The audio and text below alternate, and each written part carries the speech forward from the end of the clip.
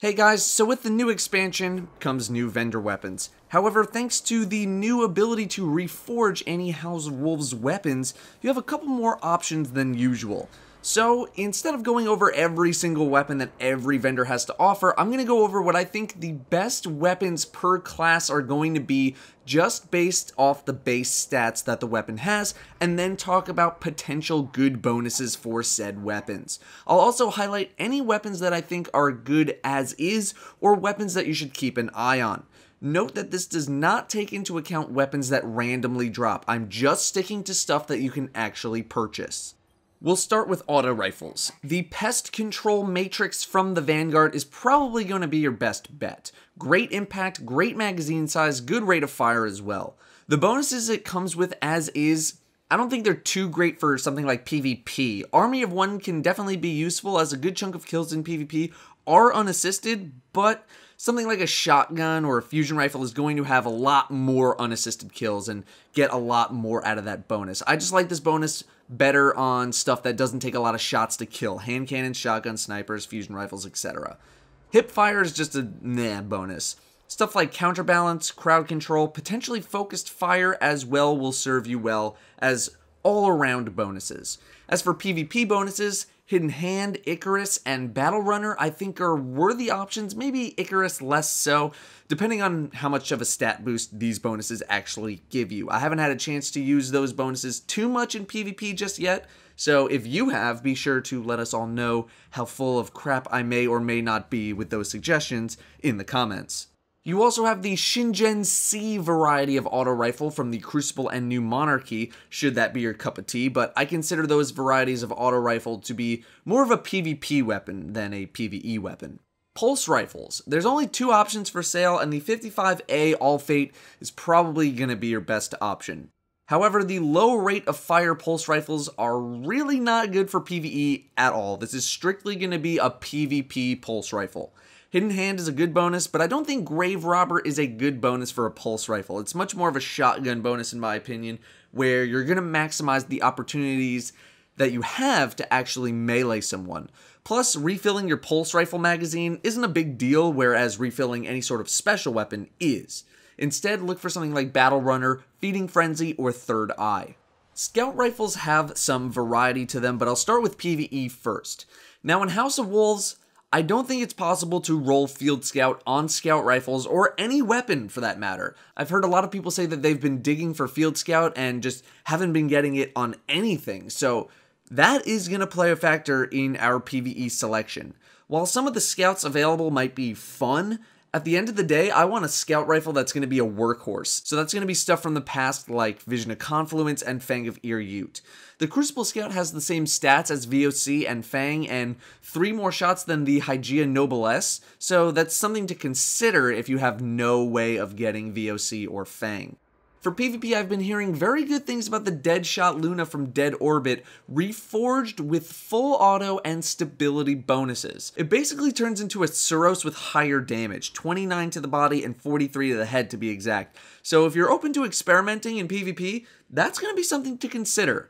The NL Shadow 701X from the random Crucible drops is basically the same thing as the DEADSHOT Luna, except that it comes with 21 shots as opposed to 17 shots, but with a little less aim assistance. The Casket Mag bonus is going to be the closest thing to Field Scout or Extended Mag. By the way, you can't roll Extended Mag on Scout Rifles either, and Casket Mag reduces your stability, which you kind of don't want on this kind of Scout Rifle. Still, 17 or 21 shots is going to be fine for most PvP engagements.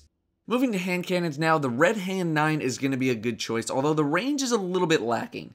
10 shots in the magazine is pretty solid, it has that sweet spot of rate of fire and damage, and you can always trade some reload speed for range with the Rifled Barrel bonus. The Fulcrum from FWC is also a good choice, but 8 bullets is a little on the weak side, so I would highly suggest the Extended Mag bonus. The bonuses on the Fulcrum as is are pretty good, comes with Extended Mag, Hidden Hand, and Zen Moment. Zen Moment isn't spectacular, but it's not terrible either. Icarus is a good PvP bonus in its spot for hand cannons if you really want to dig for that perfect build. For PvE, consider Army of One or Outlaw. With Army of One, you're likely to get a lot more unassisted kills, which means really quick regen on your grenade and melee. Let's move to the special weapons now, starting with shotguns. The Judgment 6 from New Monarchy is a very popular shotgun, and for good reason. It has a little less impact than Fellwinter's, but the one as is from the vendor comes with small bore, which is a bonus you should definitely be getting on a shotgun. The Rude Awakening from Dead Orbit can get a good chunk of range, but with a little less impact versus something like the Judgment, the Matador 64, or the Fellwinters. However, I would probably go Judgment over Rude Awakening.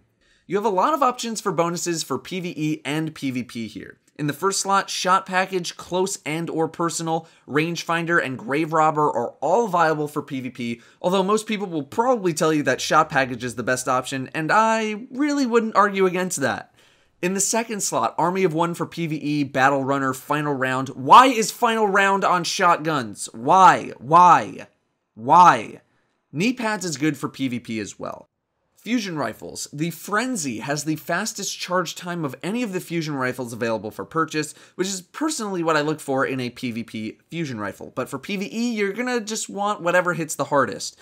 Fusion rifles don't really have the best bonuses in the world simply because of their nature, so you're pretty open to bonuses.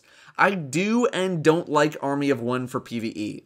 If you're using fusion rifles on low-tier enemies, then it's an inefficient use of a fusion rifle, but you're getting Army of One procs. If you're using it on a major, it's not going to be unassisted most of the time, unless of course you're solo.